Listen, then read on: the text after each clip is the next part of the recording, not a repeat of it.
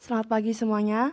Kami dari Hukum B Kelompok 2 Hukum Pidana akan membahas mengenai teori dan batas berlakunya hukum pidana. Kelompok kami terdiri atas Taruna Muhammad Iqbal, Safa Sabila, dan Yanuar Anas. Nah, mungkin beberapa dari kalian ada yang bingung ya, kenapa sih kok ada hukum pidana? Nah, sebenarnya itu hukum pidana disusun dan dibentuk untuk dilakukan dalam masyarakat, agar segala kepentingan hukum yang dilindungi dapat dipertahankan, sehingga kedamaian dan ketertiban dapat terjamin. Berikutnya yaitu A. Berlakunya hukum pidana menurut waktu atau tempus delicti. Dalam ajaran hukum pidana menurut waktu, terdapat asas-asas pokok, yaitu tiada satu perbuatan yang boleh dipidana selain atas kekuatan aturan pidana dalam undang-undang yang telah ada pada waktu sebelum perbuatan dilakukan. Aturan ini termuat dalam pasal 1 ayat 1 KUHP. Dalam bahasa Latin, terdapat istilah yang memiliki maksud sama, yaitu nullum delictum, nulla puna, sine praevia, legi punali, yaitu yang artinya tiada kejahatan, tiada hukum pidana tanpa undang-undang hukum pidana terlebih dahulu. Nah, dalam asas ini terkandung maksud bahwa A. Aturan hukum pidana harus bersumber dari peraturan tertulis. B. Aturan hukum pidana tidak boleh ditafsirkan secara analogis. Lalu yang C, aturan hukum pidana tidak boleh berlaku surut. Pertama-tama kita akan membahas mengenai hukum pidana yang harus bersumber dari peraturan tertulis. Makna aturan hukum pidana harus bersumber dari peraturan tertulis yaitu untuk dapat dipidana, maka harus ada peraturan perundang-undangan yang telah berlaku saat perbuatan dilakukan, sebagaimana disebut dalam pasal 1 ayat 1 KUHP.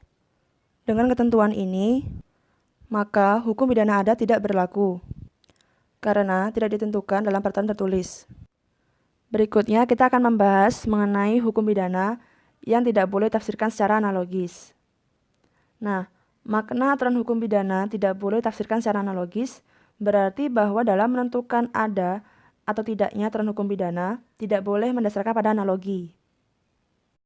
Lalu jika ada yang bertanya, bagaimana dengan tafsiran ekstensif? Nah, kalau batas tafsiran ekstensif itu dia masih berpegang pada peraturan yang ada. Sedangkan kalau penafsiran analogi itu sudah tidak berdasarkan pada peraturan yang ada, namun berdasarkannya pada rasio, sehingga bertentangan dengan asas legalitas. Berikutnya yaitu hukum pidana tidak boleh berlaku surut. Makna hukum pidana tidak boleh berlaku surut adalah suatu peraturan tidak dipergunakan sebagai dasar untuk menghukum suatu perbuatan yang dilakukan sebelum peraturan yang dimaksud dinyatakan berlaku. Menurut Satohit Kartanegara, ketentuan hukum pidana tidak boleh berlaku surut ini bertujuan untuk menjamin kepastian hukum dan KUHP yang harus bersumber pada hukum yang tertulis. Hukum pidana tidak boleh bersumber pada hukum adat maupun hukum tidak tertulis lainnya. Mengenai hukum pidana tidak boleh berlaku surut ini juga dikecualikan terhadap kejahatan hak asasi manusia yang digolongkan dalam pelanggaran berat terhadap kemanusiaan. Pengertian locus delicti adalah tempat terjadinya suatu tindak pidana atau lokasi tempat kejadian perkara atau suatu tindak pidana terjadi. Locus delicti menurut KUHP, pengadilan negeri berwenang mengadili segala perkara mengenai tindak pidana yang dilakukan dalam daerah hukumnya. Pengadilan negeri yang di dalam daerah hukumnya terdakwa bertempat tinggal, berdiam terakhir di tempat ia ditemukan atau ditahan, hanya berwenang mengadili perkara terdakwa tersebut apabila tempat kediaman sebagian besar saksi yang dipanggil lebih dekat pada tempat pengadilan negeri itu daripada tempat kedudukan pengadilan negeri yang di dalam daerahnya tindak pidana itu dilakukan. Teori locus delicti. Teori tentang di mana perbuatan dilakukan secara personal. Teori tentang alat atau instrumen yang digunakan. Teori tentang akibat. Teori perbuatan dilakukan secara personal. Yang dimaksud dalam teori ini adalah tempat di mana perbuatan yang dilarang dan diancam dengan hukuman dilakukan. Menurut teori ini, jika seorang pelaku menikam korban di Jakarta, setelah terjadi penikaman tersebut, si korban pulang ke Bogor dan di sana ia mati, maka meskipun akibatnya atau matinya korban terjadi di Bogor, yang dianggap sebagai tempat dilakukannya perbuatan adalah Jakarta. Teori tentang alat atau instrumen yang digunakan. yaitu tempat di mana alat yang digunakan untuk melakukan kejahatan menimbulkan akibat.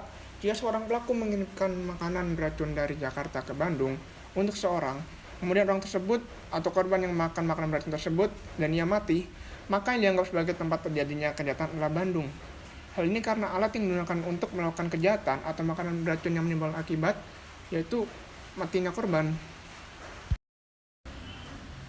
Penerapan teori locus delicti, asas berlakunya undang-undang pidana menurut tempat dalam hukum pidana positif. Asas teritorial. Asas teritorial merupakan asas yang mempersoalkan tentang lingkungan kuasa berlakunya hukum pidana terhadap ruang atau tempat. Hukum adat juga berasaskan asas teritorial. Sebagai contoh di Kalimantan Barat terdapat hukum adat, di mana bumi dipijak, di situ langit dijunjung. Yang artinya hukum adat Kalimantan Barat lah yang diperlakukan terhadap setiap orang yang berada di wilayah itu. Melahirkan yurisdiksi teritorial, yaitu kedaulatan atau kewenangan suatu negara yang berdasarkan hukum internasional untuk mengatur segala sesuatu yang terjadi dalam batas-batas wilayah negaranya. Selanjutnya, asas kewarganegaraan atau nasional aktif. Asas kewarganegaraan aktif atau asas personalitas ini terdapat dalam pasal 5 KUHP, mengingat bahwa tempat dilakukannya tindak pidana berada di luar wilayah Indonesia, maka kejahatan yang tunduk pada asas ini bersifat umum. Dalam artian, di samping dapat mengancam kedaulatan negara Indonesia, kejahatan yang dilakukan harus dianggap sebagai kejahatan oleh negara tempat tindak pidana dilakukan. Lalu, asas kewarganegaraan atau asas kepentingan nasional atau nasional pasif. Berdasarkan asas ini, perundang-undangan pidana Indonesia berlaku terhadap siapapun juga yang berada di luar wilayah teritorial Indonesia yang melakukan kejahatan tertentu. Dasar pembenar asas ini adalah setiap negara berhak melindungi warganya di luar negeri.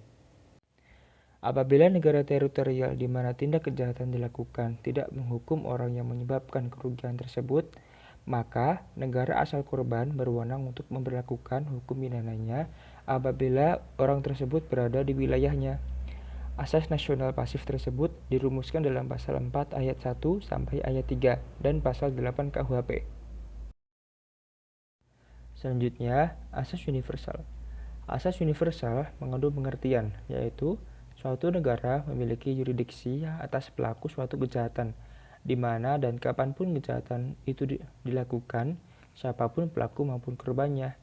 Prinsip ini melihat pada suatu tata hukum internasional yang melibatkan semua negara di dunia. Oleh karena itu, jika ada suatu kejahatan yang dapat merugikan kepentingan internasional, maka setiap negara berhak untuk mengadili pelaku tanpa melihat status kewarganegaraannya. Asas universal dipandang lebih efektif dalam menuntut dan mengadili kejahatan-kejahatan yang sangat kejam serta bertentangan dengan kemanusiaan. Pada saat yang sama, pemberlakuan asas teritorial dan asas nasionalitas tetap relevan untuk diberlakukan, bertujuan untuk melindungi kepentingan dunia. Sekian penjelasan dari kami. Kami harap rekan-rekan bisa lebih mengerti mengenai teori dan batas berlakunya hukum pidana. Terima kasih.